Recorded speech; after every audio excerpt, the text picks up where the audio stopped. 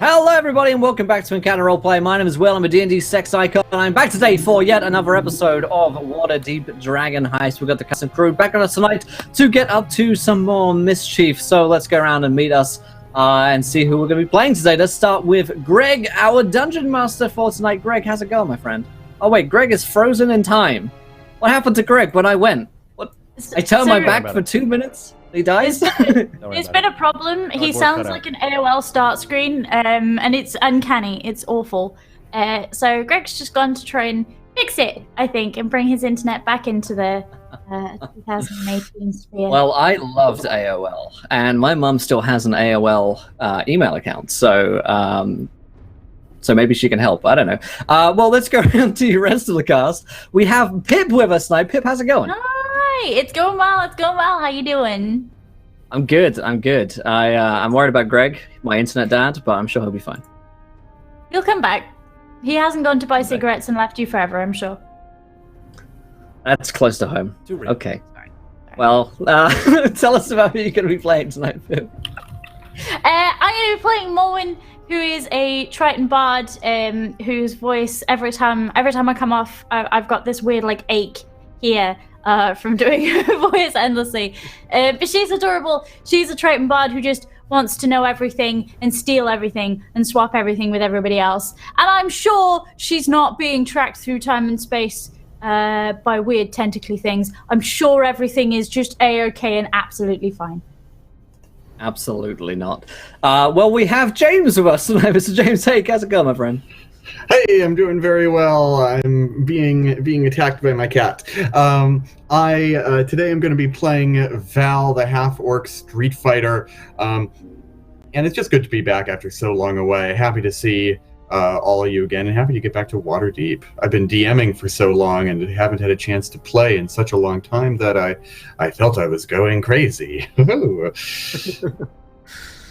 Fantastic stuff. So, yes, of course, we'll be playing Val. Cannot wait to get back into the action.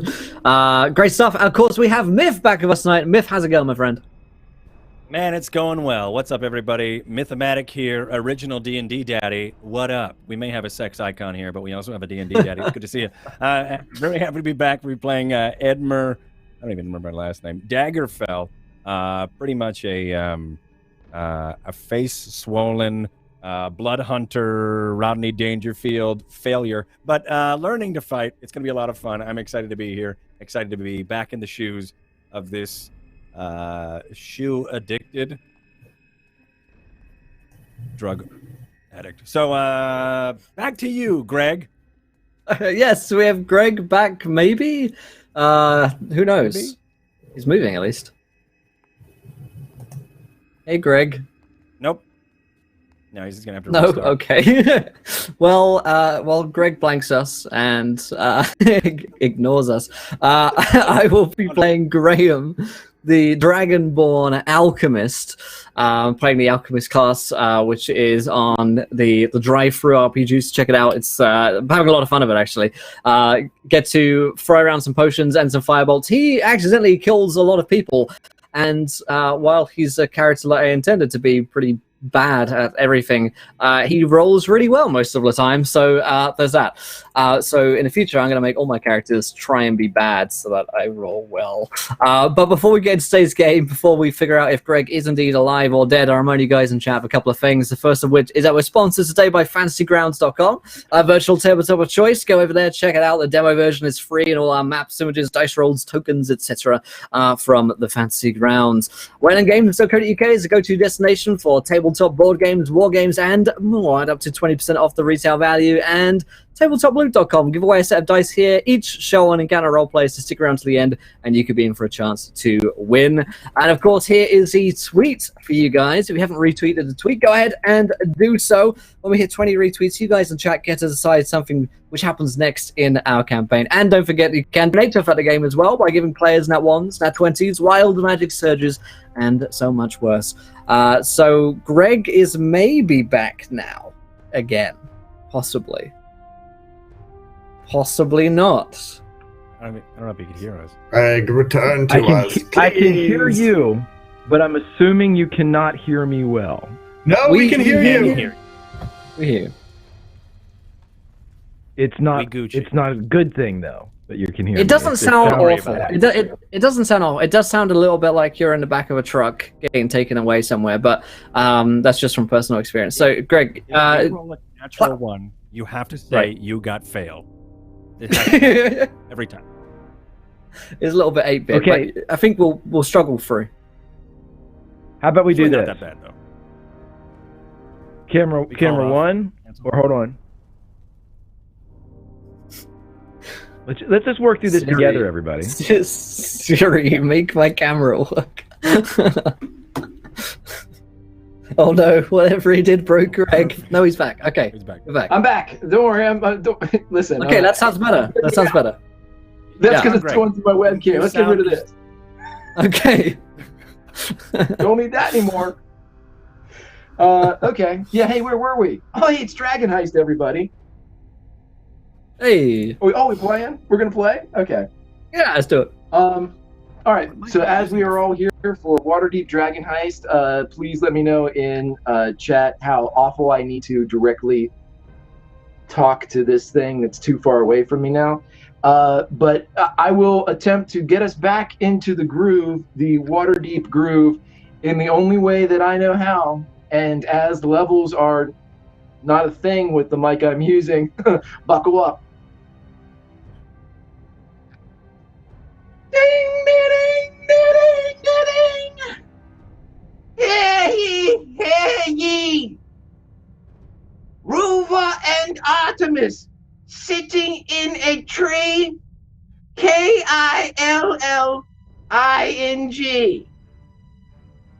Try to not be an avalanche when sneaking aboard or into a Waterdavian noble's house. Ironbender, this just in, Ironbender ducks. A Graham cast firebolt. Edmir's got a new drug. And in this corner, and still heavyweight champion of the world, Val. Waves of fog and memory. You made them go away, Morwen. Rise and shine. Hello, my name is Morwen, and I like to do drawings. The band is back. Volo takes no unsolicited works. I've had personal experience. He takes no unsolicited works. Our eyes see all. We are unseen. I shall see you all on the morrow. All right, everybody. And as we last got back, or as we go back to go forward, and I need to keep my head up when I'm talking now, you guys were all in London's Fog, your new establishment here in Trollskull Hall Alley, and you were meeting with some of the people that you have come in contact with so far. Bolothamp Godarm, you also have Rainier Neverember who was there, but when Ruva went forward to talk to Floon, who was with the group, Floon decided that, or Ruva decided that the person she was talking to didn't smell right. And with that observation kept only between herself and Floon, Floon said to her the same words that the town crier just said, "Our eyes see all, we are unseen." And so as the rest of you are in the common area here in London's Fog, I would ask you, since it's been some time, to describe yourselves. It's been several days, both in stream and in adventure since last we met. So I will simply ask, what do you look like? What is your name? What is your occupation of choice? And what are you doing in London's Fog? And let's start with Will. All right, so Graham is a young dragonborn. probably right now what he's up to would be that he is working at his little sort of art station upstairs, and as the camera comes in, there's this little dragonborn wearing sort of musty robes because he hasn't left his room in a long time, enough to like change them probably, and he's also now wearing like a beret because he's really taken to like the Waterdeepian noble sort of idea, like faux French sort of thing. So he's wearing this stupid beret on his hat, which one of his horns like breaks through because it's not quite sat on his head normally otherwise, and also tucked away at the corner of the room in a much sort of disused section is a alchemy crafting table, which looks like it's gathering dust because he hasn't really worked on that in a long time. He's instead been working on his artwork, which is to say that he's been working on the portraits of him and his companions, and he paints them all in sort of pastoral scenes of happy families. So where Val would normally be pictured as sort of gruff and scary, he's got this somewhat stupid grin on his face that he's drawing right now, and Edmure has his arm around Graham's shoulder in it, as if he were his dad. So it's kind of tragic, and not particularly skilled in by any means. Well, that's what Graham is doing right now. Okay, fantastic. And as Edmure was mentioned, let us ask Myth. Myth, same questions, different person. Where is Edmure? Edmure at this point is he has taken the job, probably the only job that no one will want to do, but everyone orders him to do, and that is to wash the dishes. He is the dishwasher here at London's Fog. Edmure has been training with Ruva before, but he never actually remembered or cared about fighting or fighting style or any really fundamentals of combat. But over the passage of time and over the adventures that have been we've set on since then, he has learned to hone those skills and try to pull them out of his, I guess, the recesses of his mind that has been overshadowed by drug addiction. He now, like I said, is the dishwasher, but every once in a while sneaks out back and tries his best to use the scrimshod bone sword that Ruva carved him to try to continue the craft of protecting those he enjoys, and also Graham. That's him. Okay. as the shade makes its way into this lovely statement. And once again, I will ask as we trip around the party, and we will go to James. James, Val, what is he doing? What is he? And where is he when this is going on in the open room of London's Fog? Now, Val is a half-orc.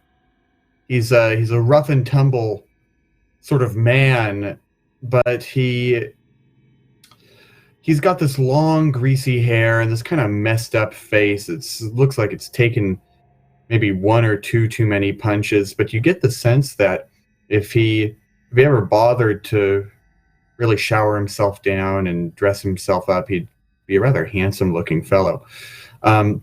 He fancies himself a sort of Robin Hood-esque character, one who searches the streets of Waterdeep for people who have more money than they know quite what to do with, and reallocates it to folk who, like him, grew up with not very much at all. And these days, however, ever since falling in with this group of people, and especially since meeting Morwen, who he's run a couple of scams with, couple of cons with, he has taken He's taken a more introspective, silent and observing bent to the world. This is especially true ever since settling down in London's fog, especially since the events have started to get a little bit sinister and cryptic. And he's very interested in what's going on, but he doesn't seem to be taking a lot of action. And even he himself might be wondering why that is. Excellent. So as we go around with our final present party member, I will simply ask, Morwen, who is she? What is she? Where is she? So, Morwen is from a distance, you'd mistake her for an elf. She's quite a slight, young-looking lady with long hair. But the closer you get, the more you realise that the pointy ears aren't quite the giveaway that you'd think they are, and her scaly skin kind of gives her away ever so slightly. She's a Triton bard, and in London's fog, she's found a home. Instead of speaking to people for kind of personal gain, she's now found that she actually likes speaking to people just for pleasure. She often takes up a home behind the bar, serving drinks and speaking to people. Luckily, nobody ever tries anything. Nobody ever comes around the side that they're not meant to, because of her giant black and white cat sits alongside, just tail swishing ever so slightly. But yeah, she's quite enthusiastic about being a part of society now in London's fog, and everybody that walks in, she greets. Everybody that comes to the bar, she offers a drink. She reels off the menu. She walks back and forth excitedly, mixing drinks where she can and pulling bits and pieces off shelves that had been long forgotten. She's just generally kind of excited to be a little bit all over the place now that they have the run of the joint.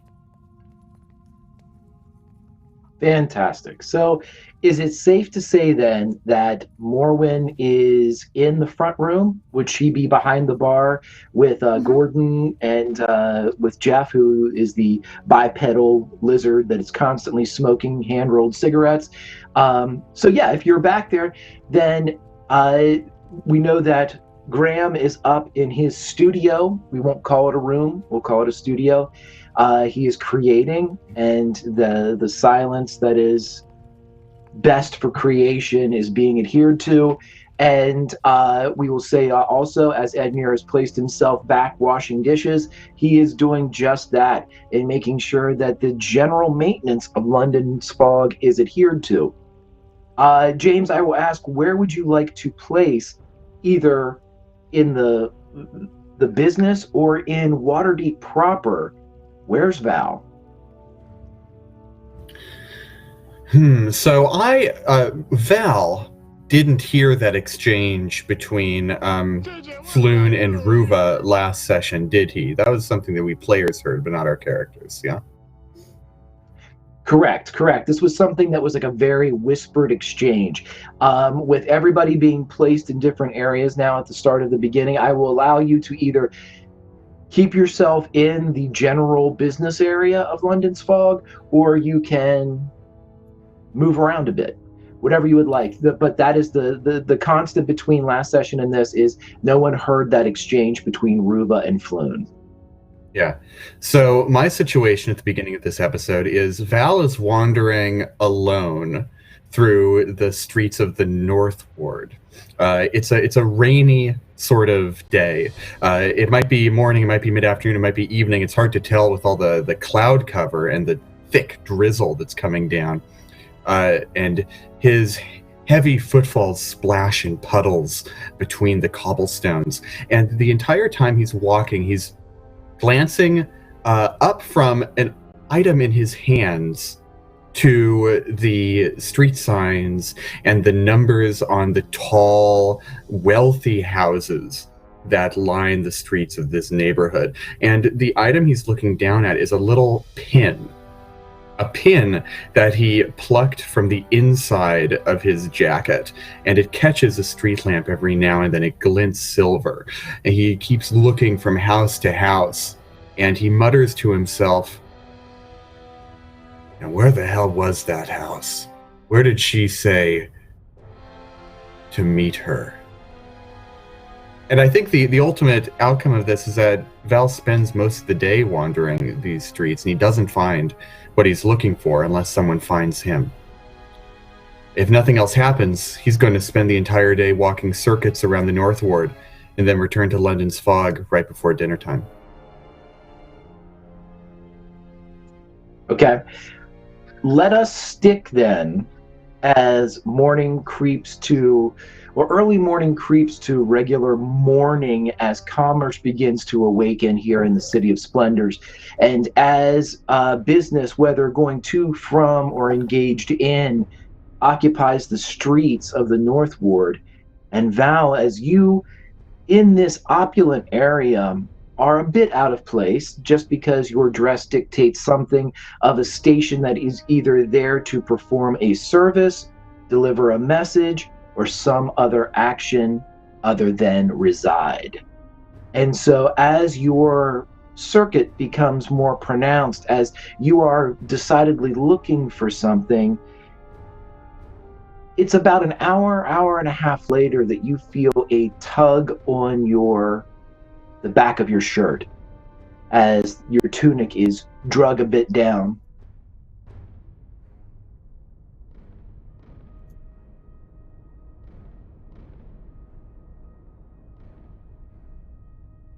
Pardon me. I look around. Upon your first kind of 180, as you spin around, you miss the fact that at first you think that there's no one there until your gaze lowers to the roughly 3.5 foot mark, and you see a very young half orc female who is sitting there, and she has the carriage of a street urchin, but at the same time she seems to be dressed as if she would be able to blend in here in the North Ward. What you looking for? That's a mighty fine disguise you got on there. Huh. Hey, kid. Do you think you could show me to a place called Old Brinter Villa? There's a lady there who I'd like to rendezvous with. Maybe. But what if I said that I came from there because we saw you?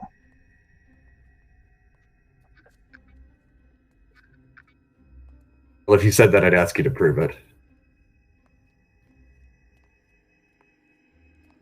She reaches into the clothes that don't seem to fit the carriage, and she pulls her collar down a bit and reveals the same thing that you have been holding in your hand.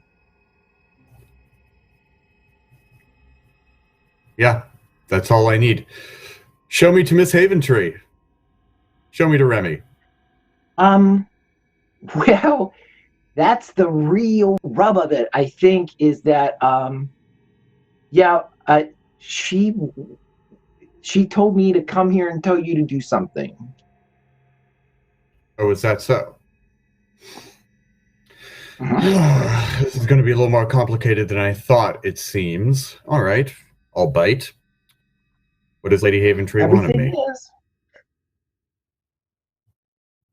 I wish I asked if I could go, but she said I couldn't. But I'm down by where you live. There is a horse. And this horse draws a carriage service for a carriage for two. It can talk. Talking horse. She looks around, but she doesn't seem very concerned about who can hear. it can talk. It's got a lot of information that you might want to know. That's what she said. I made it mysterious sounding, but... You know, if you hadn't flashed me that badge, I would have said you're pulling my leg. A talking horse, huh? Around these parts? Around this neighborhood? Yep. So you want me to scour the streets? Back where you live. Back near home. So you want me to scour the streets for a carriage for two, find the horse pulling it, and just talk to all the horses I see until one of them talks back? Sounds crazy. You know, past few weeks, I've seen crazier. All right. You know, if Remy wants me to do this, I'll do it. It's been a time. If Remy wants me to do this, I'll do it. Does this horse have a name? Old Buttercup. She goes by Butter. Butter.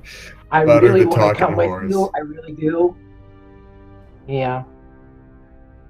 Okay. But, down with you guys. So I got one last question for you, kid. Down by the office shop. Yes? If I go and do this, I have some friends. Can I take them with me? Or is the talking horse mission too top secret to involve my friends with? I mean, you should probably bring someone along just to be nice. And she sits there and kind of spins on her heel for a second. And like one finger kind of indicates, I mean, if none of your friends would go see a talking horse. What's your name, kid? Molly. All right, Molly. I reach into my pocket and I flick a gold coin towards her. And I say, thanks for your help, Molly. I'll be up here sometime next 10 day.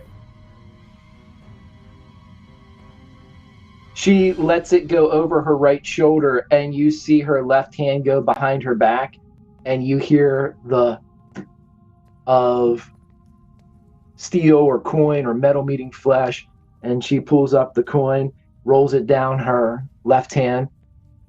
I look forward to it. A lot of stuff happening in the next couple days. Shield meet and talking horses, and should be a right party it is. Right. All right. Later, Molly. And I head back to London's fog.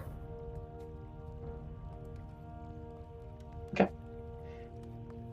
As we cut back then, during Val's adventure, we cut to the front room. And Morwen, as you are sitting there tending bar with Gordon, you would see Ruva go forward, talk to the table of Volo, Rainier, Neverember, and Floon, and you would see her kind of kneel down and speak to, not kneel down, but bend over and speak to Floon a bit, and then you would see Ruva stand up and walk out of London's fog.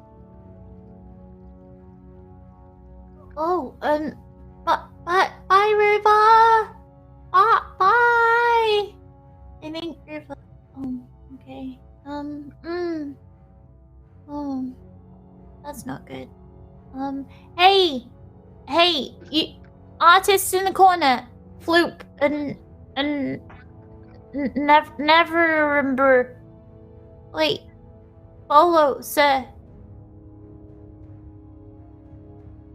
Neverember will stand at mention of his name. He will smooth the front and back of his very fine vest, and he will draw himself over to you. This is, of course, the man who you convinced to trade weapons with, and you currently have his very fine sword, where he does not have a very fine sword. But it seems as if his hip still contains the sword in... Yeah, his hip still contains the sword or the weapon that you gave him. He has not replaced it with some other bit of finery. Morwen, how are you? I'm very well. I'm doing a great job. I'm learning all the drinks. I'm greeting all the guests. Oh, and I did so many more drawings. So many more. I would love to see them, but don't give them to Volo. He won't take them. He will, it's unsolicited. I don't know if he said that to you, but he's adamant he's about awful. it. Yes, I know. No, he's awful. Yes, I get it. Funny thing. Rufa just walked out. Do you know where she's gone or what she was doing or? No, she shared a word with Floon. I believe the boy's sweet on her. I That's don't disgusting. know. I didn't want to pry onto her. Tell him to stop. That's disgusting. That's my friend. He's my friend, and you're... That's disgusting. Okay. Thank you. Anyway, Okay, I will tell him can you tell not him to not like her. Can you tell him not to upset her, please? Where has she gone? She left without I saying don't anything. believe she was upset. She seemed perfectly fine. Okay. I would, let me see if we can, Floon, come here. No, we are discussing the bit of business that we had, that you and your group were involved with. It's this stone of galore, this mysterious wealth that my father presumably hid from the entire city. I doubt its actual presence, knowing my father incapable of following through with anything, but it is a bit of a running story in the underworld now, and something that's causing no source of confusion, I believe. But Floon! And the kind of floppy-haired, reddish-brown, like middle upper class dress, he comes forward, and this is the Floon that you all were able to rescue from imprisonment down where you met Tentacle Face, and you guys were able to take him from that area of incarceration. He was, of course, mistaken to be Renair Neverember, but it stinks to wear the same clothes from the same place. He comes forward. Yes, would you need me? And he looks at Morwen and Renair. Yes, I just wondered what was going on because, she left, and that's not really like Ruva. She doesn't really go places without letting us all know. And I mean, I'm friend of house today. Look, I made drinks and everything. But also, where did she go?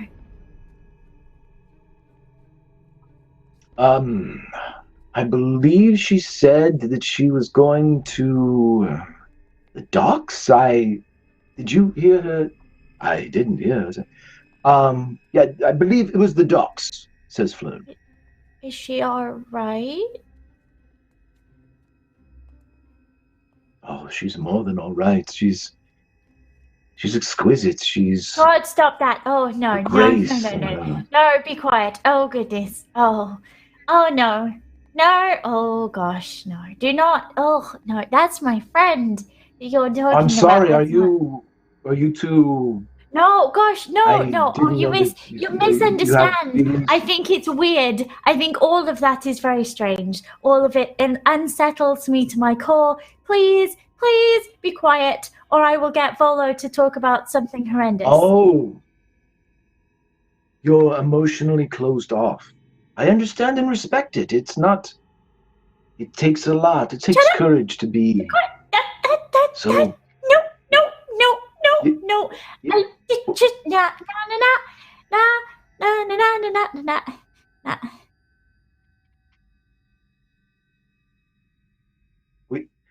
I will speak of it no more. Thank you. I will speak of it no more. Thank you. Yes. I appreciate it. I just, friends, just hold hands. That's all people do. How can I help you both, though? Is there something that I can help you with at all? Because apparently Rover's gone to do a thing and we don't know where. And Floon says, kind of in your confidence, as Volo walks over with his cup of coffee, looking to be refreshed.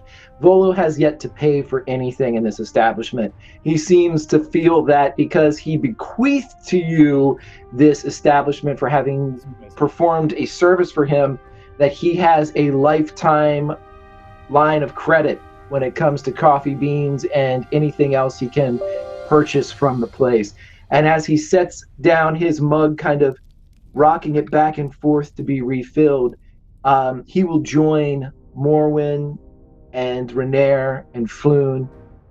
Well, yes, we were talking about this Stone of Galore business, but Floon, what was it you were saying? I was saying, Renair, what do you know of this? Is it, well, has your father ever, did he have a fun place that he liked to go? There's a secret place he would sneak off to. And Renair kind of looks, and I didn't know the man. It's a pain in the ass. He's absent. And I will ask Morwen to roll a perception check for me. Okay, dokie. And what is it? 3. Okie doke. Okie doke. Good. Well, good. Yes, that's a 4. As this group is talking, we're going to say that Graham and Edmure, at this point, you guys kind of converge into the front room as well, and you see right there along like the L shape of the bar, you see that Morwen is talking in confidence, really, with Renair and with Floon and with Volo. Volo, of course, gesticulating wildly as if he is telling the story, but as Morwen would be able to tell you, he knows nothing about. But Graham and Edmure, as you come into the main area, the front of house, what would you like to do? I'll go ahead and move. Hey, what? Hey, what do you think Morwen's doing over there? No idea. I gotta go bust this. I'll be right back. Sorry. They need me over at table 4. And I run over and I try to hastily start bussing some tables. Nobody's been doing any of the bussing. Excuse me, sir. I'll take this. Are you done with your sugar? Okay. Well, I walk over. I walk over to where Morwen is. Okay, so seeing him walk over towards me, I'm going to take Volo's coffee cup and I'm going to start to make him kind of the equivalent of a latte, and I'm going to attempt to draw him on the top of the latte to kind of get his attention vis-a-vis my art. Get Volo's attention or get Graham's attention? Volo's attention. I'm going to refill his coffee and then draw him in the froth of the coffee. Roll a performance check for me. Yes. Okay. Please roll more than a 1 this time. My God, what do I get for it? 5. Cool. No, it's fancy, All right. man. Only crits. I get a +5 to that. Okay, so with a 22, Morwen, as you are able to latte up Volo's cup, and you're able to fill it perfectly as you take a line like a stick draw, and you begin to go through the foam. Not only is it a remarkable likeness to Volo, the chin is more angular. It's not quite as round or as weak. It's stronger. It's Volo the way Volo sees Volo. And when you carefully slide the mug over to him, as the surface tension settles, as soon as he looks down at his mocha resemblance, the eye of Volo winks at Volo, and he gasps. Oh my God. Did you just do that in foam?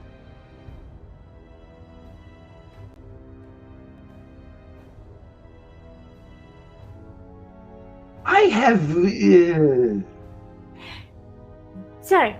an undertaking that I am performing another book, and he's seeing you with all new eyes.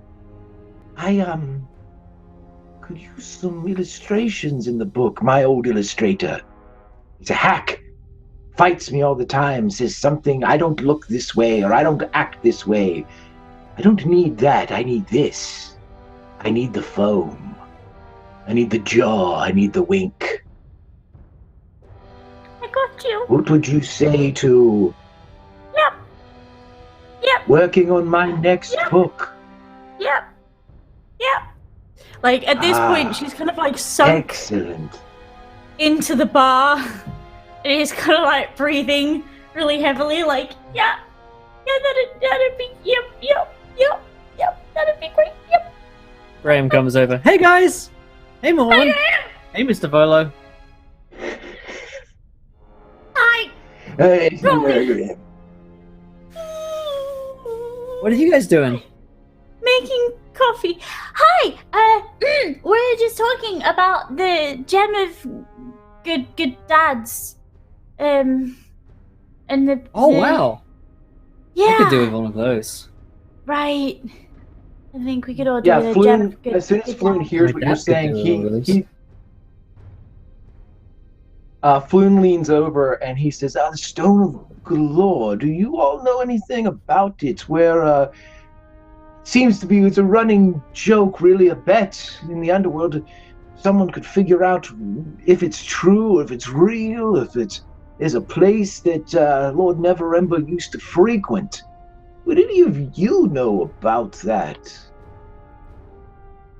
and I'd like both Graham and Morwen to roll an insight check. And Edmure, if you can hear it, you can roll one.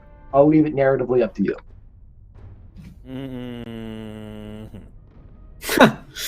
Oh, I thought it was on that one. It's a 7. 18 here.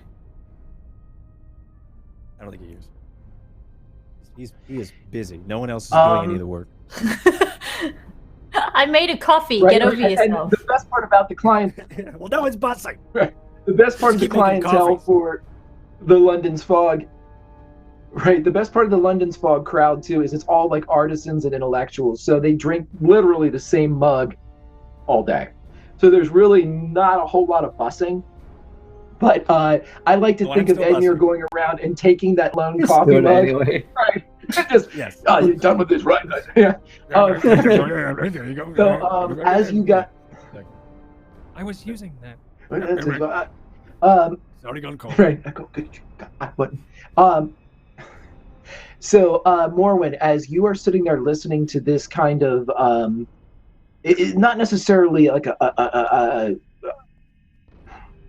questioning or a cross-examination, but you get something from Floon that speaks of desperation as he continues to bring the conversation back to the subject of this Stone of Galore. And it is at this point that we are going to have Val walk through the front door as he has returned from his meet cute with one Molly. I step in the door and I see everyone gathered around Floon and Volo and their ilk. And I glance over at Morwen and I cast her a questioning look. Give a little shrug. So hang on. Can I do a thing? I can. No. I'm gonna see Val and smile and point in his direction to say I don't know, very desperate to find Dad's stone.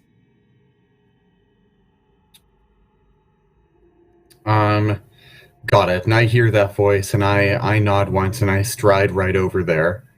And while I walk, I say, I have news about a horse. Could help us. Returning the message. And I Val, go in to listen a horse? in. Yeah. And I clap Graham on the shoulder and say, hey, Graham, Hey, What's- I love horses. what's all this then? Love to ride on one day. Val, help me out, Val, help me out, buddy. Table two. Oh. There's a I'll be right back. Table Table two. two. I'm pretty sure we... Okay. Uncle, I go they anyway. don't Table need 2's fine. as They're just like, no. I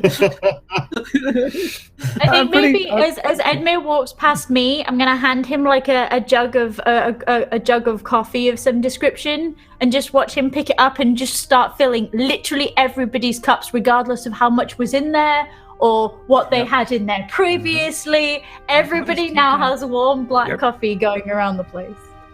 That's what's happening. Any cream? Ah, shit. Table 4 has it. You're gonna have to wait. Sorry. That was lemonade. Awfully rough.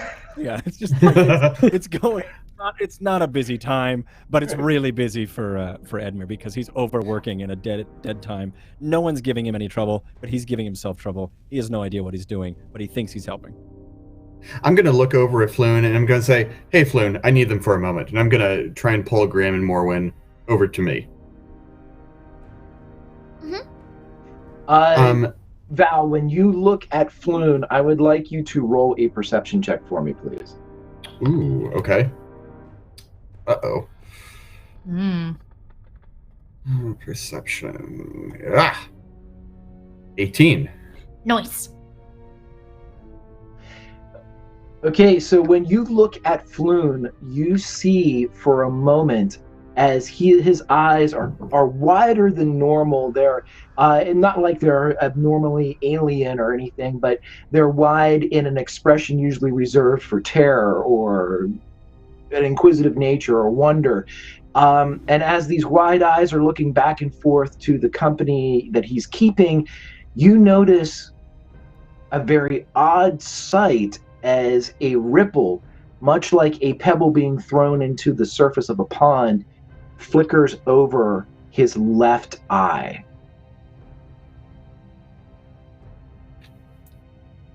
I'm gonna look at him very strangely for just a moment, and I'm gonna try and pass that off as my not noticing. I'm gonna pull Graham Morwen over towards me, and first things first, I'm gonna whisper to Graham, keep an eye on Floon. Just keep an eye on him. Make sure you see his movements. Okay. I don't know. Something's off about him. And I'm gonna talk to the both of them.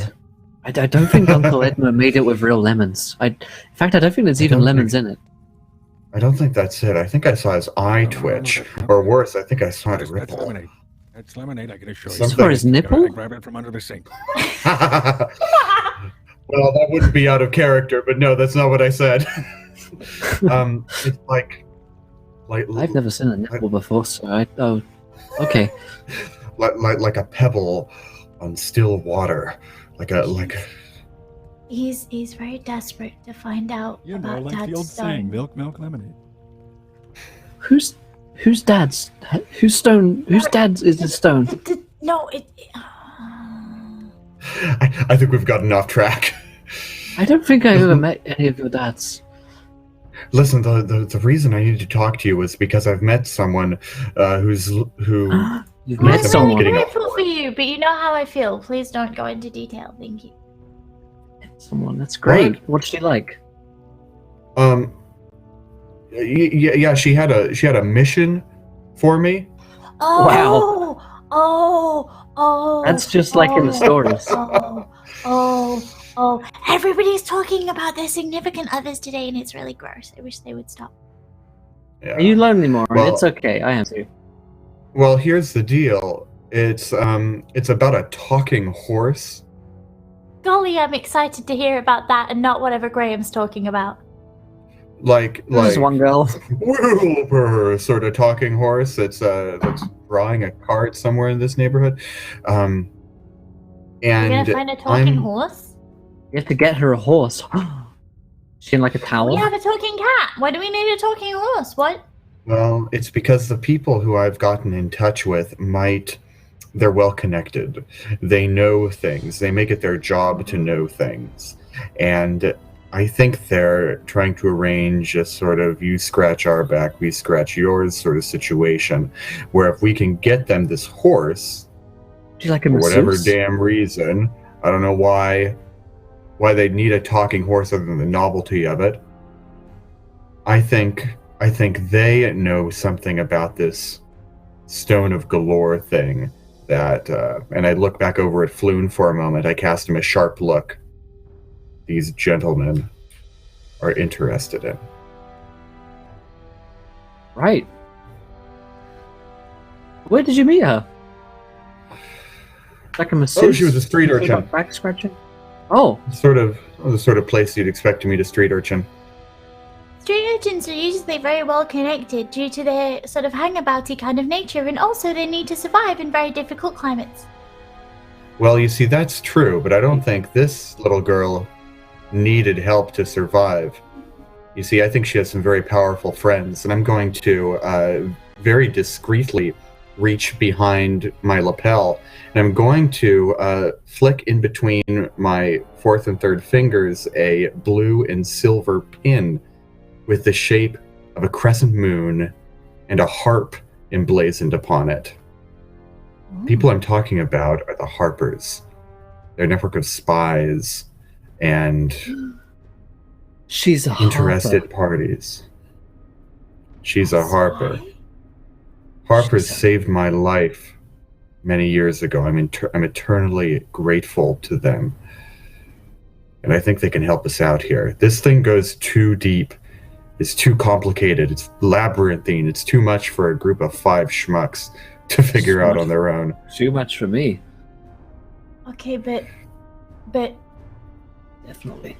okay, all right. Well, let's get to doing that then, and tell these 3 that, you know, we're gonna try and find out some information or something, because I think maybe we're taking too long. Yeah, I think office hours are over.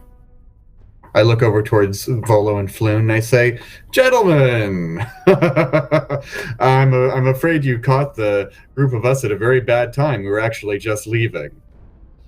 Yeah?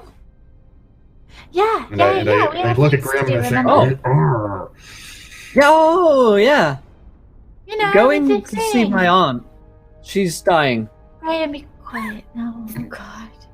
yes, we're going to see Graham, I'd Graham's like you to roll a dying." deception check. She's dying. Hey, that's Oh, not actually so bad. That's not a 2. Excellent. I see you've rolled a 16, as I rolled a 17. Oh! Oh. Floon, everybody looks, and as this admission of a sick relative is brought on, Volo immediately, "Oh, sick relative is an awful thing. If I still spoke to my family, I would probably find it more dire, but I don't." And Floon, his eyes narrow as he looks from Graham to Val. Val, I need you to make a deception check. Okay. I'll give you your deception This check. is a poker face deception I'll check. raise you. It's a 6. And so what I'm going to do is I'm going to step forward. I'm going to pick up one of these freshly filled cups of black coffee, and I'm going to take a sip from it.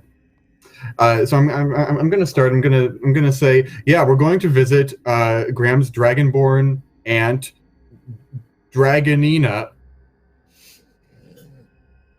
Yes. Oh, that was a lot hotter than I expected. And I would like to make another deception check for you as I pretend to stumble over an upturned floorboard and spill this entire mug of steaming hot coffee straight into Floon. Oh no. Roll away. Oh boy. So the deception check to play it off is a 15.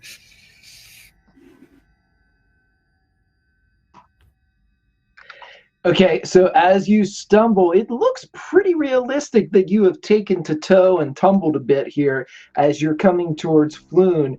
But it is in this moment that Floon's eyes begin to ripple across the surface as he casts one last gaze. Even with the approach of Val and the coffee, he casts one last gaze to Morwen.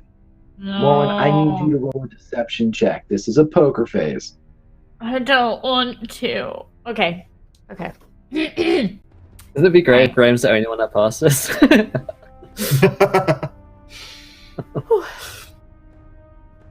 Well, I don't know what I get to that, but it's not going to make it terribly good, is it? No. That's an 8.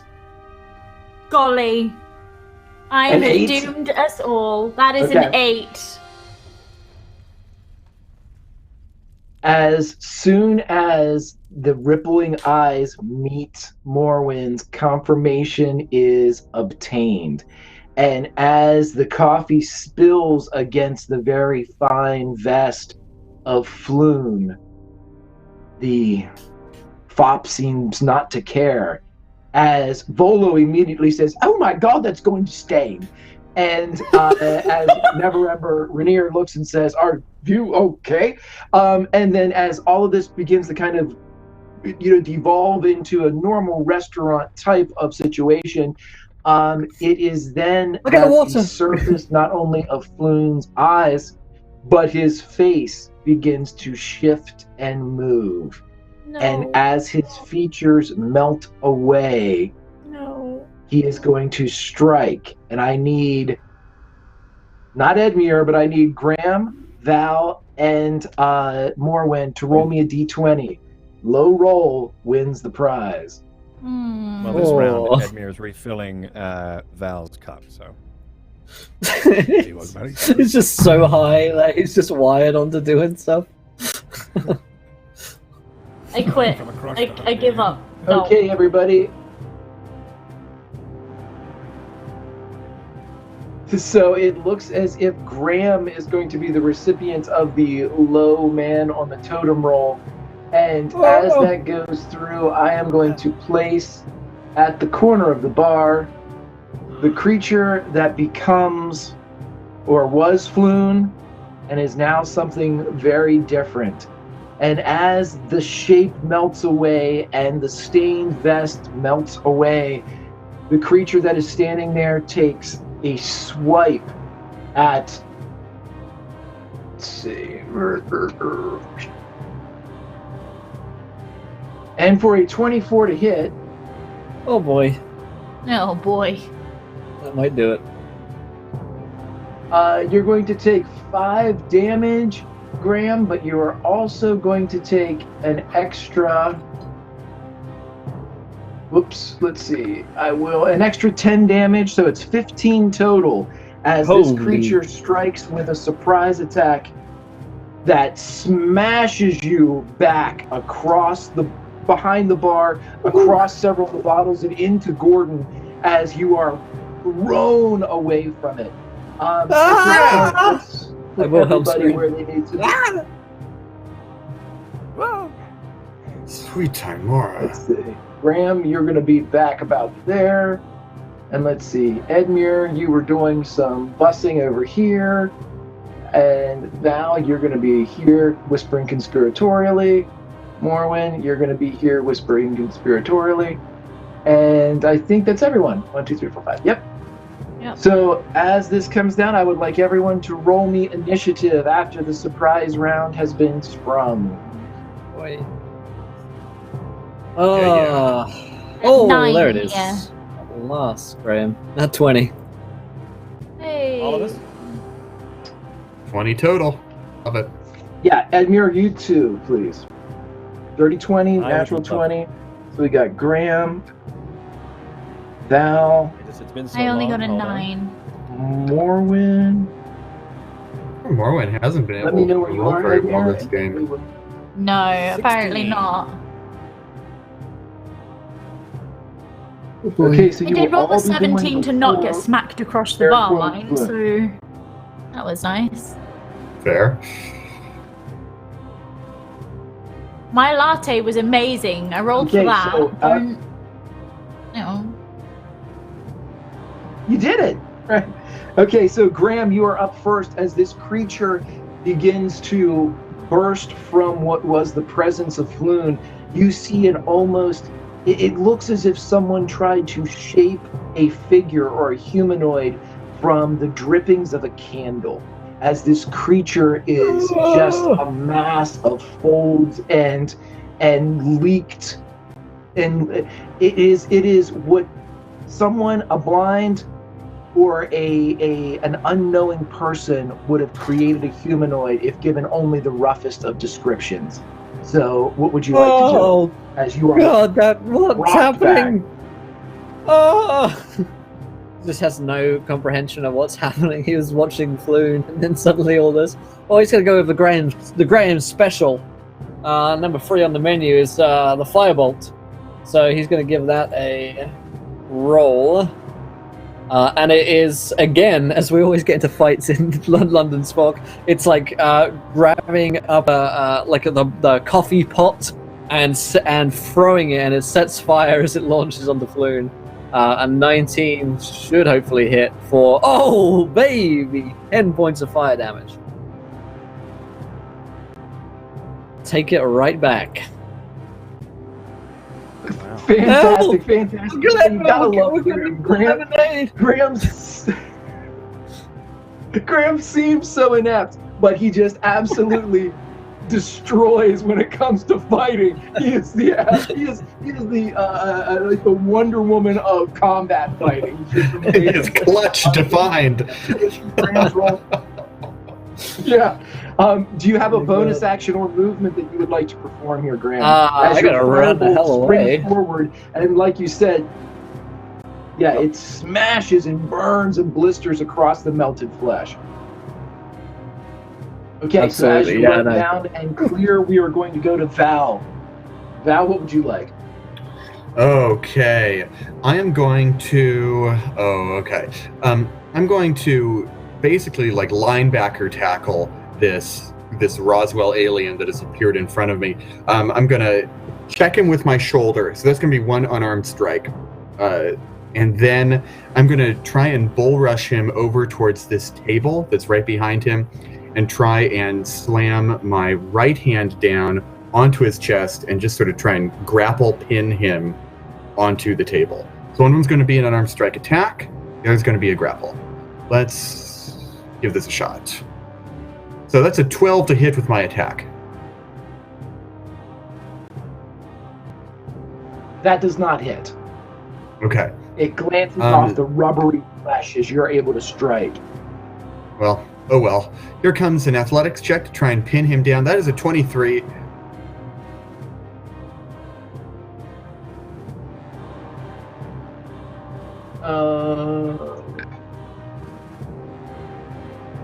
Yes, you are able to pin the creature to the top of the bar, and as you kind of drive your mass on top of it, it's tough. Your hands continue to kind of slip around the normal purchase points that you would have, Val. You know, you're used to manipulating shoulders and joints and being able to hold people in place using just like force and your maneuvering, but this creature seems to move differently, as when you go to apply pressure to a specific joint, it seems to give more than it should.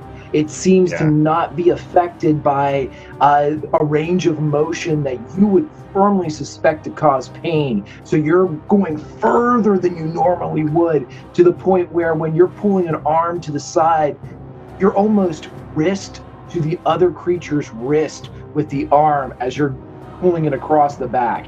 The creature is not seemingly exhibiting any discomfort because of this. With him pinned, Edmure, you are... Oh, go right ahead. Oh yeah, I don't know. You don't have to answer this. I've got him pinned down. I've got him held against the bar. I'm gonna shout at him, "You slippery toad! Who are you? Where's Harvey Dent?" There we go. You'll never get Dent from me. All right. Let's see. So you basically, as you get it, there's no, the voice of Floon, the conversational attitude is gone. The eyes are expressionless. They're very alien. They're very aquatic in a way. And as these kind of orbs roll towards you with their inky blackness, They don't seem willing to answer questions, nor do they seem intimidated by your threats. But do you have anything else that you would like to do, Val, before I hand the reins off to Edmure? No. Edmure, you are up. Edmure, as you are humans- just furiously bussing the London's fog area, you are able to see that one of the collegiate university students, the quote-unquote academics that frequent London's fog almost from sunup to sundown, stands up, adjusts the tweed jacket with the leather patches on the elbows, and becomes another of these creatures. As you see, again, the melted wax as it stands there and looks. It is not its turn, though, and it is Edmure's. What would you like to do, my friend? With the pitcher still in the hand after filling, I guess I'm probably over here, maybe? This cup. I will then bolt over with pitcher in hand and splash this guy with a hot pot of coffee, marking him as my target. But I don't have my sword over here. Okay, what do I have instead? I just have... Okay, cool. I'm going to then try to use the pitcher as an improvised weapon. Or... I just don't have my sword at all. Yeah, I'm going to mark him and then run back and grab my sword. And I guess it would be a movement mark as a bonus and then movement back to then use the rest of my movement and then grab my sword from behind the bar. Cool. That sound Okay, good? so yeah, yeah, absolutely. Go ahead and roll me just a base attack using your dex as a bonus as you're tossing the pitcher, correct? You're using that to kind of buy you time? Yeah, so just go ahead, roll it with just your dex as the bet. Yep. 20. No, I lied. 13. Looked like a 20. Okay, so yeah, you're able to get the pitcher into the area and it splashes on the creature. You're not sure if it does any type of damage to them, but for a moment, the alien eyes kind of look down and look around, and you're able to make your way with your movement over the bar or over however you want. If you want to Duke Boys it over the top of the bar, however it is to get behind there and find the Scrimshaw sword that was created or carved for you by Ruva. You were not engaged with the creature, so you can get through without any attacks of opportunity. Cool. Yep. I just hustle back behind the bar to grab... Oh, that's not me. To grab the sword. I just pictured probably rested. Or resting probably towards the back where I sneak out and do some training. It's probably just resting right on the bar, so I'm going to go grab that. I ran over, splashed, and then ran back to grab this. Otherwise, it's just OP to run back and attack. I'll do that. That's me. As I set up. Gotcha. Okay. Awesome. So with that being done, I will then hand it over to Morwen. Morwen, you see a second of these creatures appear. Its melted features almost identical in hue, texture, and appearance as the one that was Floon. And so as you are staring at both of them, they kind of creep in an odd angle from your position as it looks for a moment as if one shifts in a depth perspective from the other as they're both standing there turning and looking. One of them is on the bar pinned by Val, but where it was, the other rises at a depth of about 10 feet back. You have two of these in here. What would you like to do, Morwen? Right. So, the one that is pinned to the bar, I am going to draw my scimitar and attempt to stab it because it's pretty stationary. And if I can, if there's room for me to do so, I'm going to attempt. Is it face down or face up? as described by Val, whenever he took it, and correct me if I'm wrong, James, but when you took the creature into the bar, it's almost as if you were a police officer who was looking to kind of immobilize an object with an arm behind the back as you took it face down into the bar. Do I have that right? Yeah, that's exactly right. Yeah, that's perfect. Okay, so I'm gonna try and stab through the back of its neck if I can. I'm gonna take my scimitar and I'm gonna try and cut it through the back of its neck. And I will give you advantage, even though this is a situation that does not warrant the prone. It is prone enough as you are on top of the bar and it is on the bar. So I'm giving you advantage on the attack. Awesome news. All right, so we'll roll twice then. We'll do one. Well, that's a nat 20. Well, that's a 22 to hit, please. It's a nat 20. Let's go. Roll your damage and double the dice as you are able, I'm assuming, using Renair Neverember's very fine sword and running it through the back of his not-so-fine friend. Yeah. Which, according to this, should be 1d6 plus 2, is that right? Yep, so go ahead and give me both dice and or roll one and double it up, whatever you'd like. I'm breezy. Well, I think we'll double that one if that's all right. I think we'll double the 6 if that's okay. Yeah, that's 14 damage in all. Okay, so as we drop the hammer on that particular person, you're able to drive the sword through the back, and you see this rubbery candle, wax-like flesh split, almost as if a string cheese is being torn asunder, as you see that crack that begins to become a crevice, that begins to kind of sunder the entire integrity of this creature. And it doesn't bleed. It doesn't emit any type of fluid or gas or additional solid. It just isn't as put together as it was before your strike. And as soon as that goes down, is there a bonus action or any other movement that you would like to do, Morwen? No, I think Morwen's just gonna kind of look frightened at everything and kind of sort of do the whole "What are they? I don't understand" noises just repeatedly. Okay, so as both deadly skill and shrill vowels are being emitted from Morwen, as the creature goes down and as the friend comes into play, the friend is going to run over and attempt to attack Val to free, presumably, its compatriot.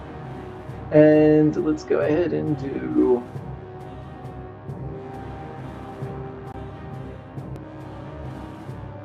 with its own natural 20, as it hits for...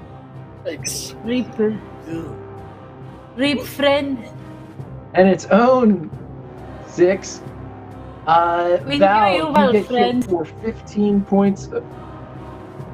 Val, you get hit for 15 points of damage. How are you doing, my friend? You are muted, friend. Oh yeah, Or I James, am you deaf. One or the other. Cast silent upon yourself. There we are. So this guy, he gets me with a fist right in my throat, right in my Adam's apple, and that brings my head down, the back of my head onto the surface of the bar, and you hear a crack as my skull dents the wood, and he pulls me back up again by the scruff, by the collar of my shirt, and you can see there's a little bit of blood matted in my hair, and I'm wheezing for breath. I'm 5 hit points away from downed. Perfect. Right Okay. where we want you. So with that, I would like you to make a strength check at disadvantage as the person in your arms tries to get out of your arms. Let's call that a 13. And let's call mine a nat 1, as the creature is not able to take advantage of what has occurred. And even with the tremendous force in which Val's skull meets the very polished, very clean, because of Gordon's oversight, the bar of London's fog, the crack resounds, but somehow Val holds on and the creature remains immobile in his clutches. We go back up to the top as Graham, you see that Val is now surrounded both in front by his pinning one of these and behind as another is just teeing off on his head. What would you like to do? Oh no! I'm gonna step here and actually I'm gonna step here. Can I like jump up onto the bar? I can do that, right? I part of my movement to be up on the bar. Absolutely. Okay. And I'm gonna cast a Cure Wounds on Val. You're better, Val! Plus my int plus 2, so 4 healing. You know, I'll take anything you can give me, kid. Oh, that Thanks. was as good as I hoped. Stay in there, Val! And that is all I can do, unfortunately. Anything? Alright. Okay, movement, the casting of Cure Wounds, and I almost said Cure Light Wounds, as I have been swept back into the additions. And then we go to Val. Val, it is your turn, my friend. Okay. As this one doppelganger pulls me up by my collar, I am going to look him in the eye. I'm a little woozy. A flash of light clears my head, and with one hand, I'm pressing down on the chest of the one I've got against the bar. With my left hand, I'm going to backhand him across the face, and then kick him right in the chest. 2 unarmed strikes coming right at you. First one's going to be a 25. Second one's going to be a 9. First one hits. Yeah. So that is going to be... What is that? That's a 3 plus 4 is 7. 7 damage as I strike this one across the jaw, and he steps out of the way just as I try and swing at him with my foot. I'm going to snarl at him, stay out of my way. If you know what's good for you.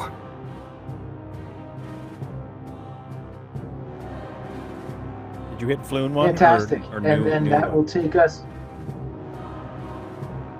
Yeah, I'm not actually sure which one I grabbed. I think I grabbed Floon, but they're kind of gray and amorphous. I know. It's hard to tell. Yeah, So you complicated. grabbed Floon. So if it... Yeah. Floon would be the bottom one, Floon. if we're looking on the map. So the southerly gray blob is Floon. Yes. Okay. So with those additional strikes, I will then go to Edmure. Edmure, you have your sword in hand. Yes, beautiful. I'm gonna run on over and run on the wall in his mind, but really, in reality, he just kind of runs cool. over here with his sword out. And Edmure, in a very haphazard approach, takes out his long sword, grasps it with 2 hands, and he goes to strike the doppelganger in the side, I guess as they're approaching. He strikes it in the side and then pulls the serrated blade towards him, cutting a steaming wound into this creature. I'm going to use a natural 20 here, Greg, because I have them. It's a marked creature, so it's going to take double damage from my Crimson Right. My Crimson Right is of the flame, so I'm going to do. It's double, right? We're doing double, or are we doing max for crit? Double all the dice you would normally roll in your attack. Yep. Okay. So what's my strength here? 3, cool.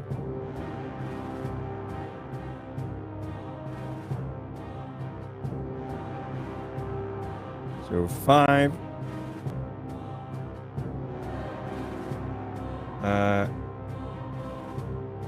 Then 8. So 10 damage, 10 slashing, and 8 fire. As he rips open the side of this thing using the serrated whale rib. The blood magic and the drugs that flow into his blood are actually getting channeled into the Scrimshaw blade using the pores and the marrow from within as a magical conductor of this gift and/or curse. Right, so the rest of you would see that this is in fact some type of, you wouldn't know what's going on, as the normally very pristine Scrimshaw blade darkens a bit, as whether it be magic or some type of arcane feature inherent to the actual material begins to create a change in its appearance. This, of course, being the transference of Edmure's poison to the creature it struck. And with that attack down, I will then go to Morwen. As Morwen, you see your friends engaged with these two fell foes. What would you like to do to aid in this scenario?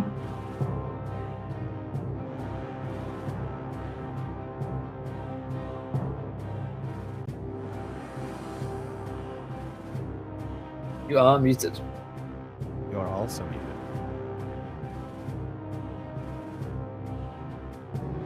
I don't know, because I feel like my best bet here is to continue to do like ridiculous amounts of damage if I can. I don't know.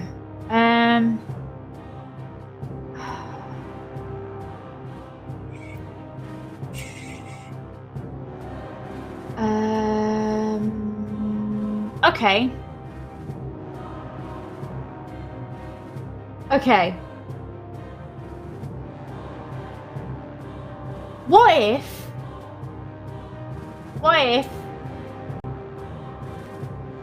I try and cast sleep? What if I try? That can work. I'm listening. I don't know whether it'll work, but I'm now panicking like crazy because all my friends are like getting hurt and being ganged up on, and I don't like it, and it's scary, and I don't know what these things are, and it's freaking me out. And you can just kind of see Morwen start to vibrate into another dimension, just out of sort of sheer panic at what's going on. And I think maybe we'll try and cast sleep, which is something I haven't done before. But I'm excited to try.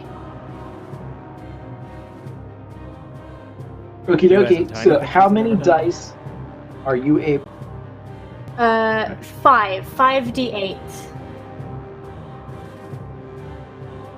Let's go ahead and roll them bones. Okie dokie. Can I do it like... I will tell you what happens. Can I do it like this? Am I not rolling, chat? Can I do it that way? Can I... Hello?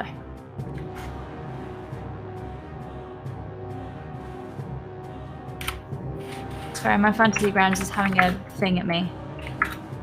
Okay, don't you roll a /die? You can do it that way.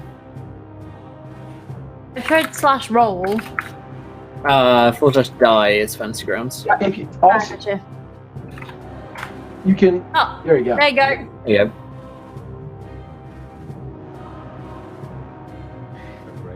As you cast your sleep, what does the sleep spell of Morwen the Triton look like? So it kind of resembles like a fog that kind of rolls across, and it's mostly transparent, but you can see it kind of glint in the light in here, where there are various sort of candles and lights, and you see them all sort of dance off this fog that just starts to roll in from her kind of outwards into these two creatures that she's kind of looking at and worrying about. And you see these waves just kind of lap over and over and over as they travel outwards in this sphere. I think my notes say it's a sphere. We're going to say that's that. And as your sphere crashes against both bar and area, and there's the smell of salt water and brine in the air, a pleasant day denoting a nap on the beach or some other type of respite upon a naval situation. And as you watch, the one in Val's arms slumps, and instead of forcing or fighting against the large half-orc, it simply closes its alien eyes against the wood of the bar as if it were driftwood, and it cast afloat in a sea of Morwyn's making. And just as this occurs, the other looks towards its compatriot, confused at first by its lack of aggression. And at this point, I would like everybody in the room to roll a Constitution saving throw for me. Oh, good. As a sound wave blasts through London's fog. Oof. Oh, great. Connor's +2. 5. Everybody that got above a 10, you are able to bear witness to the following. There is a brilliant flash of white and orange and red, but that is accompanied by a concussive force as the glass from both door and windows at the front of London's fog blows inward as shards of the former barrier are sprayed into the front of house. Those of you that rolled less than a 10, you are blasted back. You fall to the ground. You take no damage from this move, but you come and you're forced and settle against the nearest solid construct, whether it be the bar itself, behind the bar, or even the far wall. And as this explosion sounds, everybody is deafened as ears ring with this explosion that has occurred outside. And when eyes and ears clear, Val, you were knocked to the ground with the concussive force. The creature in your arms that was sleeping is gone. The creature that was standing is gone. The front windows and doors of London's fog are gone. And there appears to be a fire raging in the alley outside of London's fog.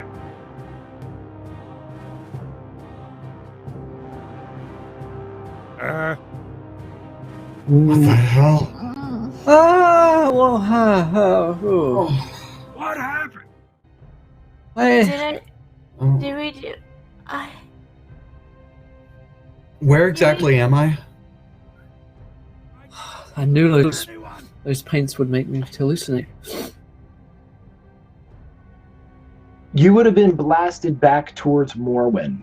So you probably came to rest at Morwen's feet as Morwen went down as well. You guys are just kind of pressed up against one another against the far wall. And I shall return in a moment.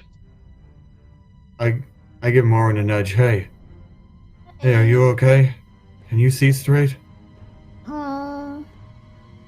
I made them sleep. I think I did it. I don't feel so good. Are you okay? Oh, my ears are ringing. I can barely hear anything you're saying. I'm gonna try and put my hand on the bar, and I'm gonna hoist myself up.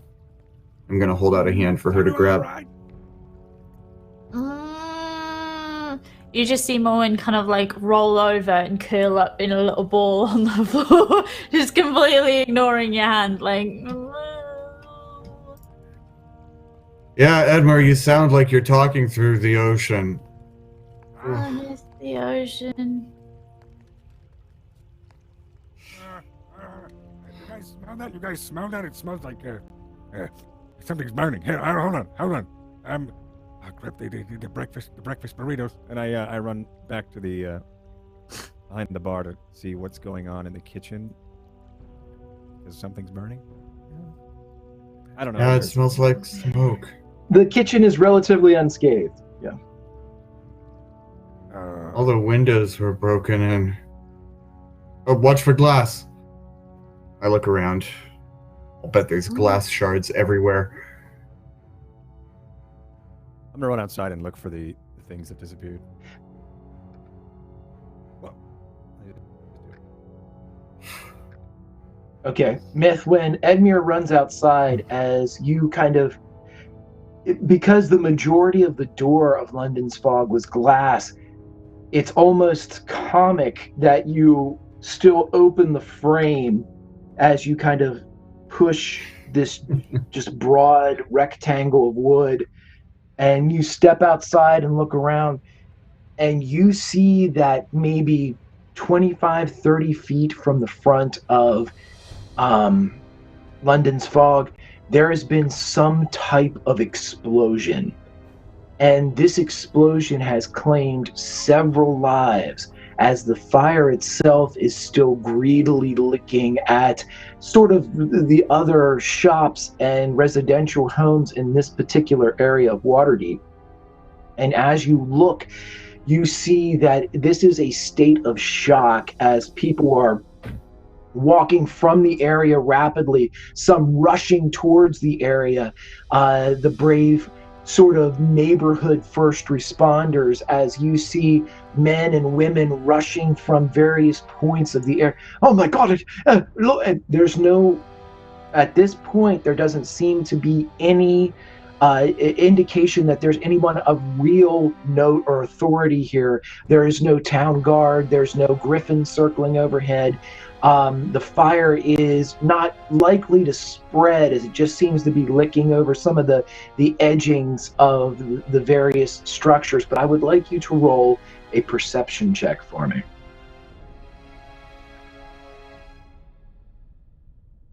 Uh-oh.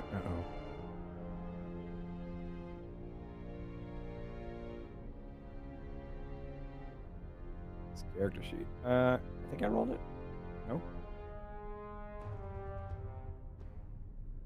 How's a 2? That's that nat 1 that just came through. Yeah. It's better than a 1, It is a nat 1. but not really. Not really. So as you look at it, as you look around the area, it is very much a scene of chaos, as you're able to glean that there are several bodies inside this field of explosion that are not moving. With that perception check, it's just merely a, my God, I think someone's dead. You can't see numbers or any specifics about the people. But this is chaos. People are running, trying to put out fires. Fire in a city like Waterdeep is almost as deadly as an undead invasion. And so you see just almost a bucket brigade being formed from the nearby cistern, as it's just save the area, deal with the fallen next. But Edmure, you'll end your action for this round, I guess, staring around as you see the devastation outside of London's fog. What would the rest of you like to do? I drink some coffee. Oh, okay. Right, so Floon was here and then he wasn't, and then he was a thing. Is everyone okay?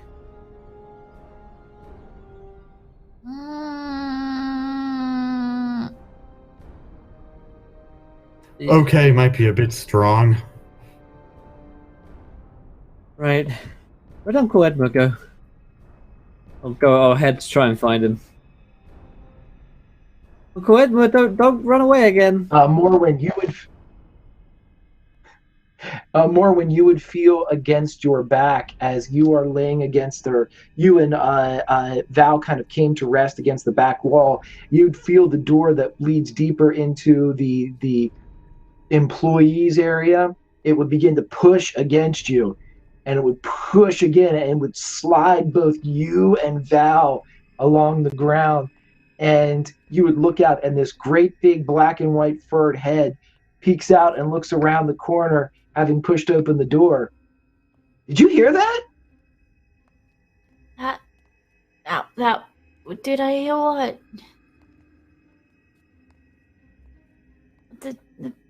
There's a really loud pop. Yeah. I can't hear much anymore. Yeah. We all heard it. Thank you though for coming to check. Are you okay? Lucifer looks back. Yeah, I'm fine.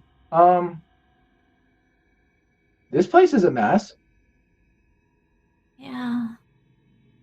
There was a man who wasn't the man we thought he was. He wasn't a man. Can you see if you can track down Uncle Edmund, please? I think he went outside. You see that drop in the tail that usually denotes and No, okay, then stay. I feel bad. Okay, then stay. I feel bad. Stay. I'll do it if you want me to. I just worry. I can smell him. I can always smell him. Yeah, everybody can. You're not special there. And the one person. If you can, you should probably also find I'm Ruva. pretty sure he's outside. She went missing this morning. Oh, yes. Will you go looking for Ruva as well? Okay. Is it okay if I leave? Yeah. Thank you. I'm gonna try to go out the back. There's a lot of stones here that look like I could cut my feet. Oh yeah, don't. I'm gonna go out the back. Yeah. Stay safe. That's okay. I'm just gonna go out the back. Yeah. Okay. Yeah. Stay safe. And Don't set yourself on Lucifer fire. gets- Look both ways So before Lucifer's crossing gone. the road. Graham, are you following Edmure outside? Yeah, I'm gonna try and make sure he doesn't run off and hurt himself. Well, as you would walk out, you would immediately see Edmure standing in the middle of the road, sort of taking in the destruction and the narrative I explained. I would like you, as you walk out, to roll a perception check as Graham takes in the area as well. Okay. Perception. That is a 7. I feel that. Again, as you look around, you see a tremendous amount of chaos. You see the fires. You see the fallen forms. You think that there's right around 5 to 7 bodies that aren't moving and smoking as you look around. But any more additional facts would need to be either an investigation check, or you'd have to move closer. You just can't see what needs to be seen from this particular vantage point. Okay, so no, I think as soon as he sees the fires, he's like, "Oh, Whitmer! Oh my God, Whitmer! We have to. Don't just stand there." Sorry, I don't know what to do. There's just so much destruction. A lot of fire. How can I help? Well, let's tell the others first of all. We may need to run to the water. Good idea. Oh, All right. he almost faints. Runs back in. Warren, Val, there's a fire. It's everywhere. We're all gonna die. It's really bad. It's really bad. It's like actually very bad. Can I'm gonna have to leave I? to London smoke. Does fog put fire out? Is that a thing that fog can do? Probably make Um, claims. I don't understand. Scientists? Scientists? Graham's like, oh. I know. We could So- try. No. It's So- a lot. I would say this. What fun I've ever seen. I would say that introducing more humidity to the area would probably help. Yeah. I don't see how it could hurt. Okay. I don't see how it could hurt. I'm just I trying am to be in like, 101. it counts. Giving It the fire counts as disadvantage. control air and water. So every part of me is like, I'm just gonna think really hard about the water aspect of fog, and we'll kind of go from Really there. watery fog, some really wet fog. That's what I want. Okay, let's do this. Roll an Arcana check as you are casting your fog cloud, and as you are concentrating on water, making it a very dense, very humid sphere. Let's see what we can do. Don't get too carried away with explaining it, because I'm gonna roll a 1, and you know I am. Oh no, you're not. Oh no. Okay, so I'm gonna kind of Okay. get So- up to my feet, and I'm gonna look out through these big empty panes at all this fire, and I'm gonna concentrate so hard on making the wettest patch of fog that I possibly can. And I'm gonna use my last Okay. spell. As is my homebrew rule, if somebody wants to do something that is insanely awesome and they roll in that 20, they get to do it. So, Morwen, I would like you to stand forth here in Troll Skull Alley, and as the fire licks around the radius of this place, I want you to draw forth your fog cloud, but it is more wave than smoke. Tell me how you do it. Okay, so because I'm having to concentrate really hard on this, I'm gonna stand in this section, surrounded by glass and debris and scratched up from the fall and kind of scared still, like a little bit pale. And I'm gonna think really hard about home and about the water, and I'm gonna pray that I can get this fire gone. So I'm gonna raise my hands up in the air, and I'm just gonna whistle. And it's almost like I'm calling all the water from out near the docks through the streets. It's almost like I'm trying to pull it from where I can feel it all along the streets, and to sort of coalesce in this one patch near me. And then I'm going to push it. And I'm going to push it along the flames as much as I can. Now, whether the arm movements and the thought actually does that or not is another matter entirely, because my magic's not brilliant. But she's definitely going to stand very quietly and just, I won't whistle because my microphone's terrible, but she's going to whistle it up from the docks, up across the streets, and into a pool across the fire. Okay. So, as you begin your whistle, and as it is both musical and it's also calling, as if a beast of burden were needed or a dog was being brought in from the hunt or the herd, as the whistle goes off several blocks away, Lucifer's ears perk up as he hears a whistle, and it is his sight, whether attuned through Morwen or simply something that Lucifer himself can see, a coalescing and a cyclone of water coming from the harbor and from the dock ward whip through the streets of Waterdeep. And Lucifer watches, and his head whips around as water goes back where he came from, and his tail begins to very serpentine, as it's not a fear, but it is a very fascinated look in the eyes of the great cat.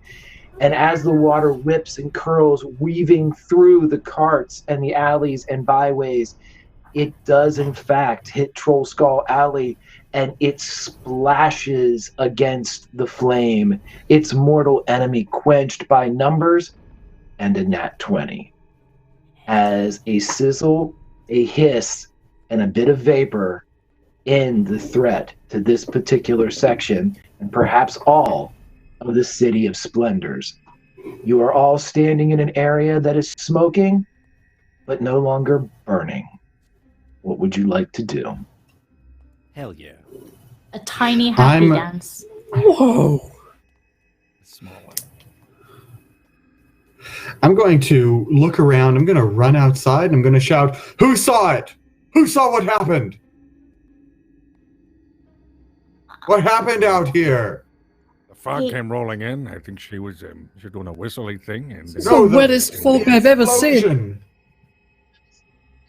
Oh, that yeah, knocked no the idea. windows in. That set the building on fire.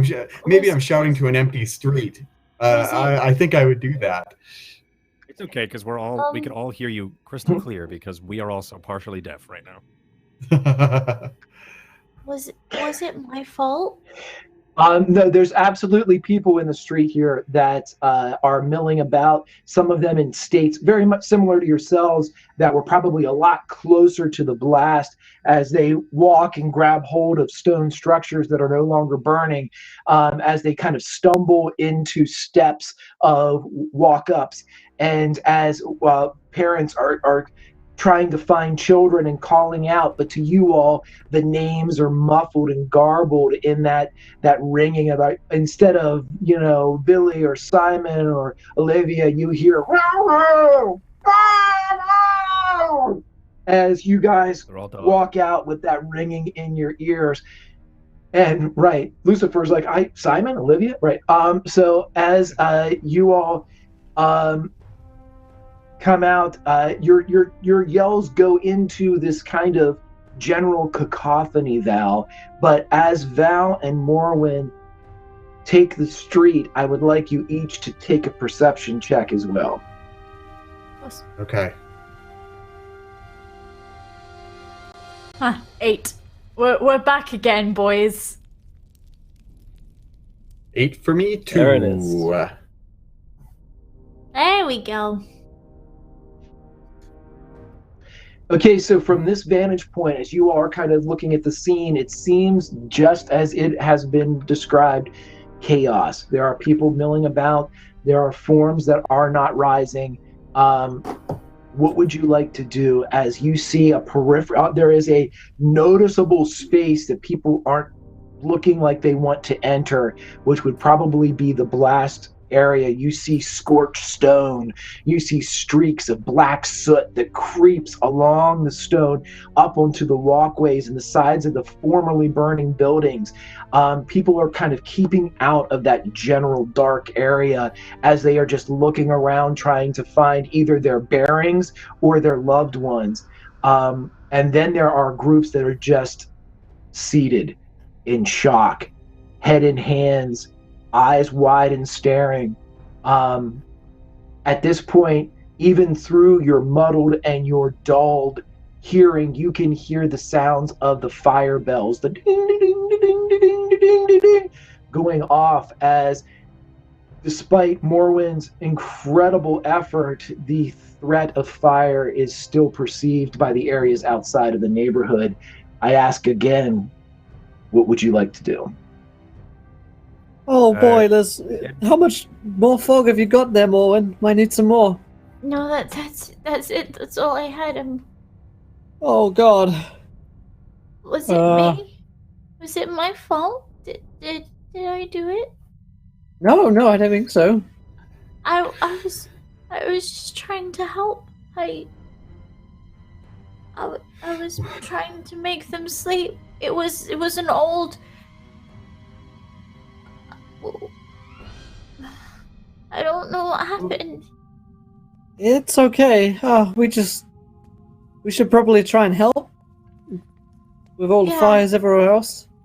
Yeah. Should definitely. Yeah, I'm still just staggering. Where? Who did this? What happened? Oh, Did boy. anyone see it? Anyone? Desperate, Edmer makes his way kind of hastily, as almost as if he has to. He's going to probably be a deception here, as he tries to make his way back into the back alley, as if he's worried, but he has ulterior motives as he makes his way back there. And when he does, I'm going to roll the deception right now for everybody else to see. Just a regular old 20. And he's going to try to pull it off as if he's worried about the fire or something. But as he makes his way back there, he reaches into the coat pocket, the one pocket inside his coat or on his coat that doesn't have a hole in it, because that pocket is actually meant for storing stuff and not for pickpocketing. And he grabs the relative, like the hand-sized stone, the bar of soap-sized stone that he has in there, and he rubs it, and then he starts to talk to whoever's on the other side, reporting what just happened. Sort of out of panic. And also maybe asking questions. But yeah. Yes. What do you want, Edmure?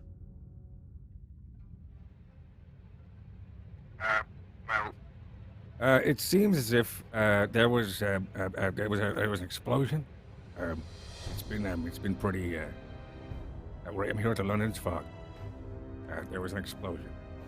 The explosion was it hurt a bunch of people. It seems as if it's maybe under control. More wind blew some fog in and it choked out the fire. There is a cat running around, and everyone is still here, and we're all safe. But do you have any idea what that was all about? If you're talking about a cat running around, no, I don't know what that's about. But if you're talking about an explosion, well, there's a bit of a scuttlebutt that's shot up recently that you have had a bit of fireworks over in your area. What have you learned other than there being an explosion, Edmure? What have you seen? There was the fish people. Fish people came out of, were just attacking the London's Fog. It seemed as if our good friend Floon turned into one, and then another one of the hippies also turned into one as well. We dispatched them, and it all seems to be, everything seems to be working fine, except for the explosion. Also, I'm getting pretty well. good. Thank you for the update, Edmure. If you learn anything else, my good man, please let us know. Okay, all right, over and out. And then Edmure, What are the rest of you doing as Edmure checks in? And then back out. Yeah. I'm gonna try and I roll another cure wounds on myself actually, because I didn't realize how badly hurt I was. Once the adrenaline's run off a little bit, so he'll heal himself up. 9 points in total. And yeah, then look to Val and Morwyn for what to do next. He's not very decisive. So what do we do? So Morwyn would have already started to move towards where the next set of fire is to help grab buckets and things like that. So she'll be like shouting at people. She's got no concept of volume currently, so she's screaming at people for buckets, which is potentially causing slightly more panic. Buckets! Break me buckets! And there was previously, but she's trying desperately to help put the fire out because she can't cast any more magic now. So Val has been... Okay, Morwyn, as you would get closer... I'm sorry, go ahead, bud. No, go on, resolve that action, yeah. I was just going to say that, Morwyn, as you get closer to the area and you kind of go where the logical next, like the spread of flames would be, you see that everything seems to have been extinguished. There's no active fires. And as the hastily formed but not needed bucket brigade stops, several fingers begin to point your way as the expressions are not fear, they're not terror. It is joy. It is absolute, abject appreciation as several people noticed what Morwen had achieved, as it was no small feat of magic. And as you begin to walk, people begin to cheer as you are walking down the main thoroughfare outside of London's fog. Val, you would see this as you either trail behind or stand off to the side of your friend. Yeah, Val has been panicky, shouty, but he kind of came back into a sulk after he realized that his yelling wasn't doing much. But seeing the people cheer for Morwen and heap their thanks upon her, he can't help but smile. Yeah, that's all he's doing for now. Okay, as Morwen and Val proceed, if Val's close enough to Morwen as she had advanced further into the area to help with the fire and then was met with the applause, Morwen, you find yourself inside the blast radius as you kind of moved into the area to help and then were lauded with this approval. Val, if you're anywhere close to her, you would be kind of in that area as well. And as you look down at your feet or in the area, Morwen, you see the smoking body of Floon lying among the fallen.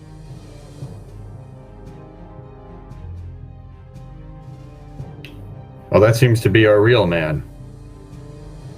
So Doesn't look like that gray snake. do I recognize it as Floon? Yeah. I absolutely recognize it. Cool. So then what I'm going to do is I'm absolutely going to mimic one of the first things that I did with this group.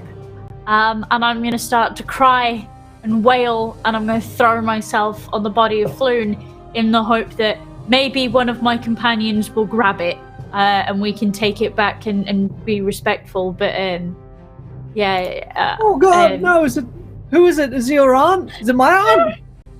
Oh God, is it my aunt? Did she really die? He's so hurt. Please, Val, we have to get him somewhere. No, please, please. I'm gonna kneel down beside her. I'm gonna catch her.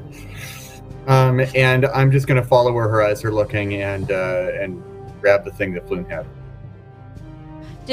Yeah, I'm gonna put myself like as far over Floon's body as I can, so that we can like take possession of, as it were, because this is important. This is important now, and it's yeah. She's just gonna like roll around on the floor and cry a lot and like hug his body over the top and try and not breathe in any way. Yeah, I'm gonna grab it, slide it into a little pocket. Are you trying to remove the body, or are you trying to like search the body? Is this oh my God, it's my fill in the blank, I need to tend to him. I need to get his body away from here. Oh God. Oh, I need to take his body away. Oh no. Oh, I can't. Oh. Yeah, that's probably better than just searching it right here. Yeah, let's get him out of here. Okay. All right. So as you are doing this, because of your heroics, Morwen, I will allow you to roll either a performance or a deception with advantage. Oh, we're gonna roll a performance. I think I get +5 on those. That sounds like a good plan to me. All right. So 1. This is 17. And toot. That's a 2. Great! Well, we're gonna go for the one that adds to 22. We'll take that 17, right? All right. Yeah. So with the 22, everyone is immediately, as anybody that's watching from the periphery, when they see Morwen's performance, they themselves, as they search for fallen family members or potentially missing loved ones, their breath catches, their tears roll anew as they see this hero that had saved the area and saved the town. They throats catch, clutches, and so you are able to take the body of Floon wherever you would like. Anyone that notices it simply thinks of it as a loved one finding the fallen. I should also note that Duke has cheered to give Val a wild magic surge. Thank you, my friend. No, please don't. Please, no unicorns on this 10,000 body. for Val. What could go wrong? You get muted, James. Do you want me to roll that one for you, by the way? Yeah, go ahead. I'm not sure Alrighty. if I can roll the D10,000 in my fantasy. It's a big dice. Luckily, I have one in house. Wait, that's 100,000. Here we go. 9,4,3. That's nice and high for Val. So Val. That's still high. Golly. Okay, well, this isn't actually too bad. No plants can ever grow again within 50 yards of this point. Probably because of the fire. That was a big explosion. Yeah. Yeah, the sundering of the flame that has crept through the alleyways, even the shrubs and weeds that would grow through the cobblestones. But we will say, to add narrative flair to the fact that Duke created this and wanted to have a piece of this, there was a blossom and a bloom known particularly to this area of Waterdeep that was a royal purple. And it was would be considered a wildflower or weed in the prairie. But here among the populace of Waterdeep in this particular section, it was known as the Duke's Delight. And now, with this explosion and with the terror and the agony wrought from it, the Duke's Delight would never grow again. Aw. How sad. Don't aw, you did this. Oh. You did this. I blame you. I'm just going to help carry who I think is the body of maybe my aunt back to London's fog because he's in such a panic. Whenever Morwen cries, like he wants to cry, he's like a social crier. It's like when you see someone being sick and then makes you want to be sick, Graham, he just cries when other people start crying. He's just, oh God! I feel personally attacked. Yeah. I blame you. Graham has a 25 on the rarely used 7th ability score, empathy, and he just feels everything. So when anybody, he's a real empath.